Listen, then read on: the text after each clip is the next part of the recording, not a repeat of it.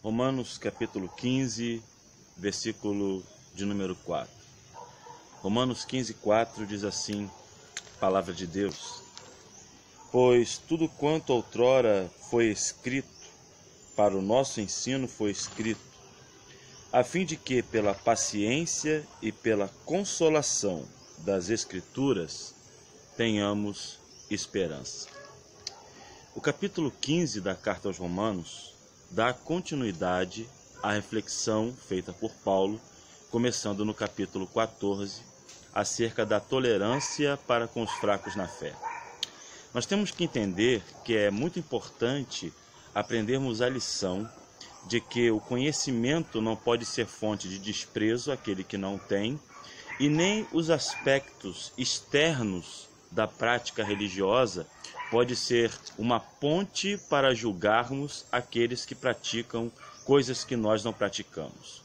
O centro nefrálgico da discussão era acerca dos cristãos judaizantes, ou então os cristãos judeus, que guardavam dias, não comiam certos alimentos, preservavam costumes e tradições inerentes à sua cultura judaica e também à observação da dieta do Antigo Testamento, no trato com os cristãos gentios, que não observavam com tanta minuciosidade ou da mesma forma como os judeus observavam.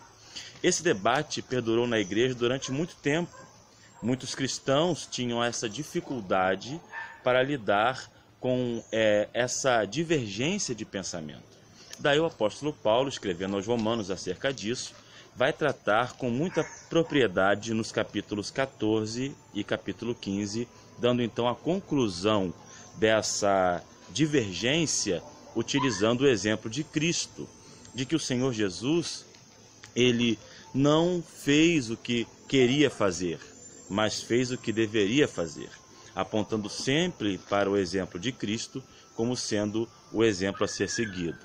E essa questão é de suma importância, porque, de fato, caminha ou encaminha a igreja, encaminha os cristãos a viverem na autêntica unidade da fé e também na caminhada do bom convívio uns para com os outros. Esse tema é muito rico e nós poderíamos ampliá-lo de maneira mais detalhada.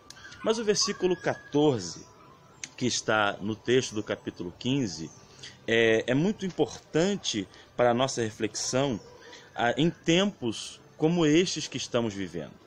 Porque, embora o assunto geral desses dois capítulos estejam interligados, o capítulo 15 já vai tratar de maneira mais ampla acerca da esperança cristã.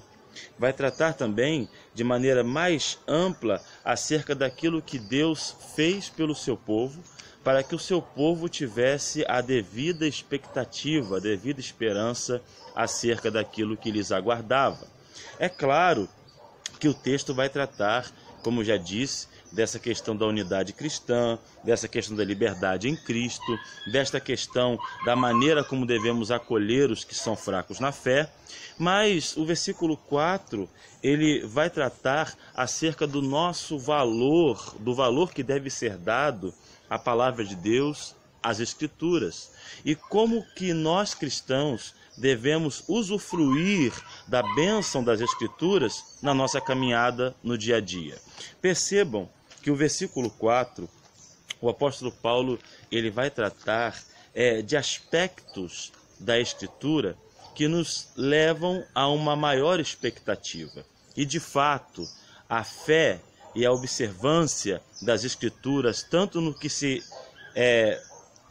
que aponta, tanto no que diz respeito a mandamentos, a pecado, a observância de princípios, quanto às verdades espirituais que a Escritura nos aponta. O versículo de número 4, ele inicia-se dessa forma: Pois tudo quanto outrora foi escrito.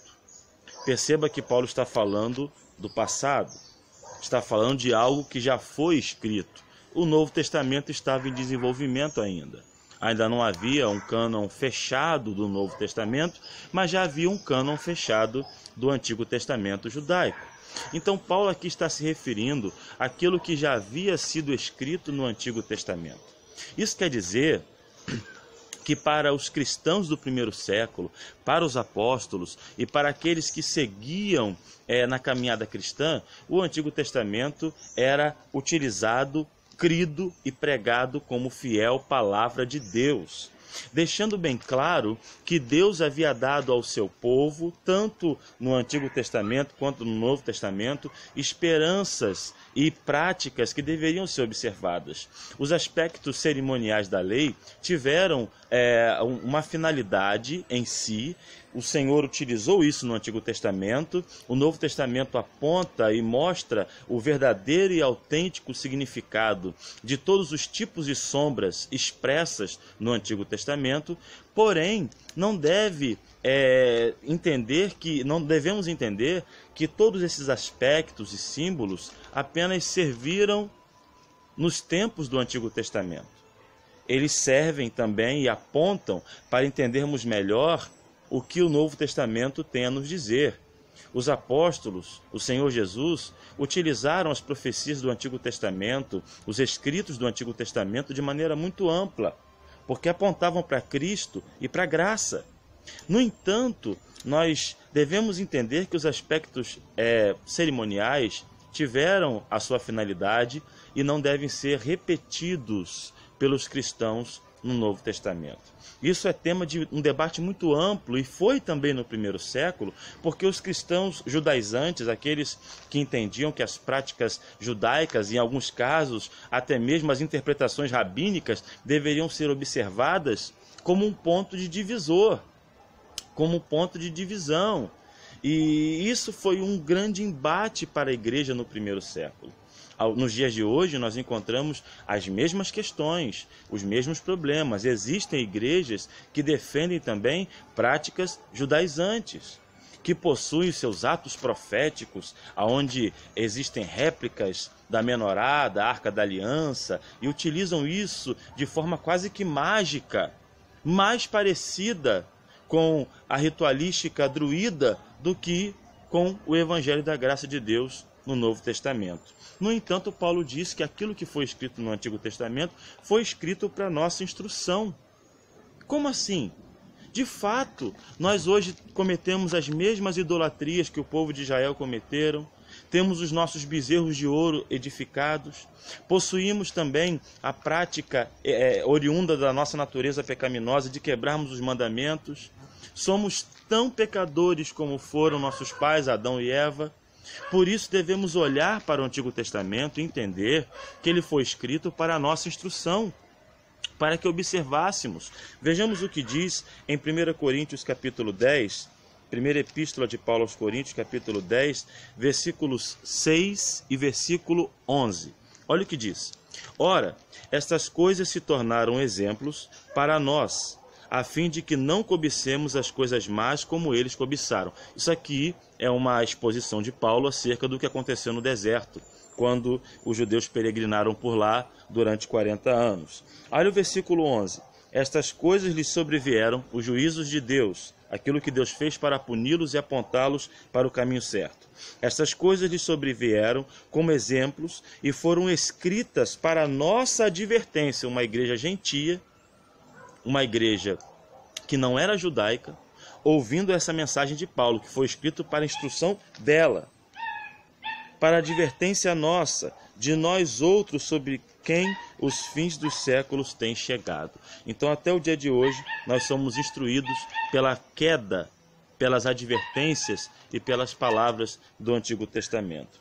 E aí o texto continua dizendo, em Romanos 15, 4, foi escrito para nosso ensino, para que nós aprendamos com eles, para que dele nós possamos depreender lições.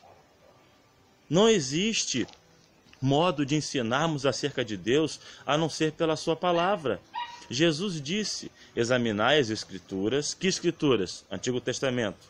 Porque cuidais ter nelas a vida eterna, e são elas mesmas que testificam de mim. Então não podemos acreditar numa religião, numa fé, ou então num cristianismo que não tenha o seu ensino emanando da Bíblia e das Escrituras. A religião principalmente cristã, que não tem o seu fundamento nas Escrituras, só provoca o mal. Por que é que nós temos exemplos tão terríveis da igreja na Idade Média? Por que é que aconteciam a compra e venda de indulgências? Por que é que a Inquisição se instaurou da maneira como se instaurou? Por que é que a adoração a relíquias era uma prática comum na igreja medieval? Justamente porque ela estava ensinando o cristianismo fora das Escrituras. As opiniões de homens, concílios e pensadores eram mais influentes do que a leitura da Bíblia. Então, o que foi escrito com um propósito, para nos ensinar. Então, se você está numa igreja, se você frequenta um local onde revelações, sensações epidérmicas, onde a opinião da liderança sobrepõe o que está escrito, fuja de lá de maneira emergencial, saia de lá. Não é uma igreja autêntica, não é um local verdadeiro de adoração a Deus. Deus não é glorificado nisso. E foi escrito para o nosso ensino. Nós vivemos em um tempo em que me parece muito comum pregadores irem para o púlpito, pegarem textos isolados, ou então pegarem textos que não tratam do assunto, que tratam do assunto, e pregarem como se fosse outro assunto. Nós ouvimos pregações e pregadores que pegam textos como, por exemplo, o relato da mulher que hospeda um profeta e ali faz um quarto e coloca uma cama, uma mesa e um candeeiro. E aí o pregador sobe ao púlpito e prega, e vai falar que vai pregar, e diz assim: irmãos, eu quero pregar hoje sobre cama, mesa e candeeiro. Aí dá uma interpretação completamente mirabolante.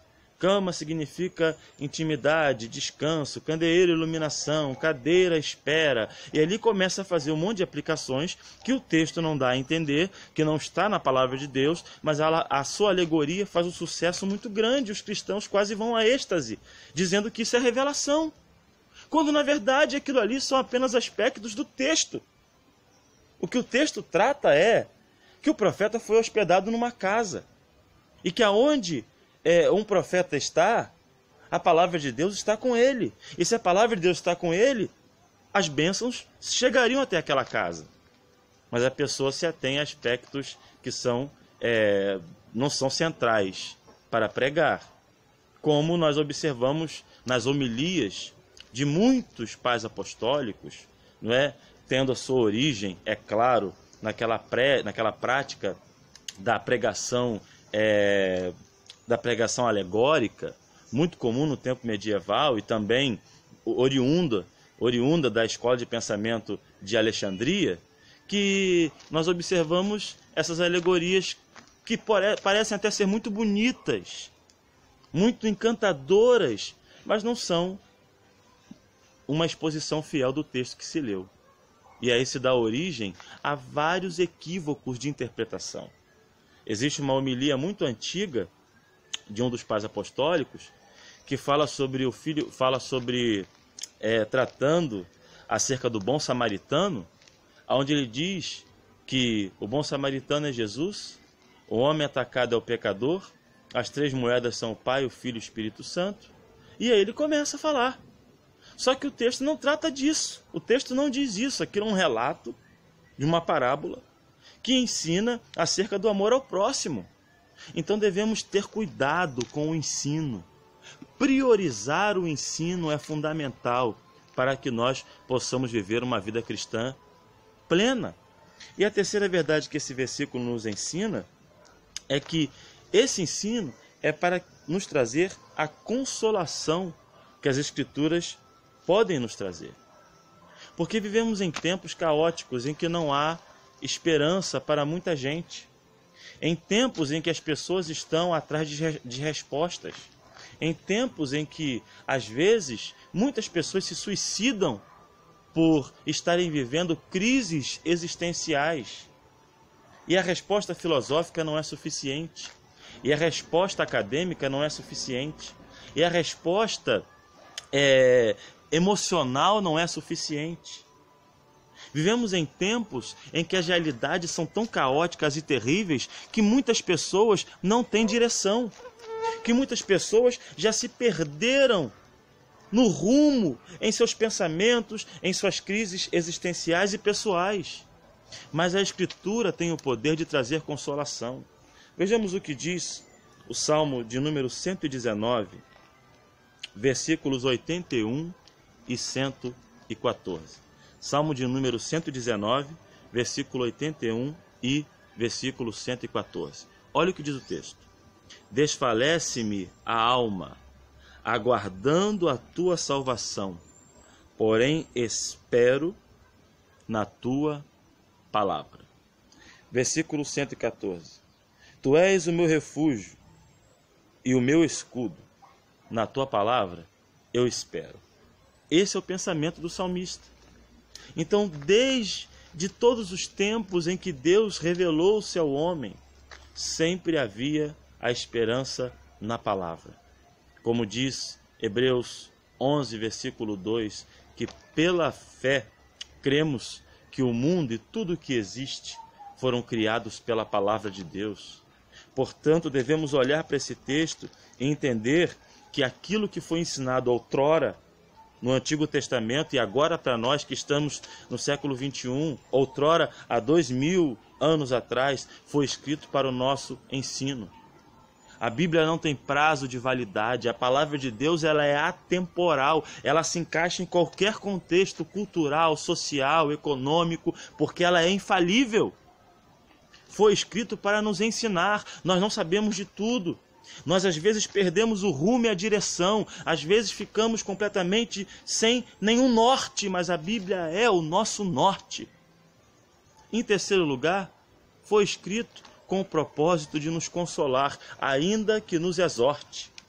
Ainda que nós vivamos tempos em que não praticamos aquilo que é certo, ainda que nos percamos em nós mesmos, nós temos o consolo da fidelidade da palavra de Deus, seu ensino histórico gramatical, sua fé em sua infalibilidade produzem cristãos piedosos, fervorosos e pessoas convictas.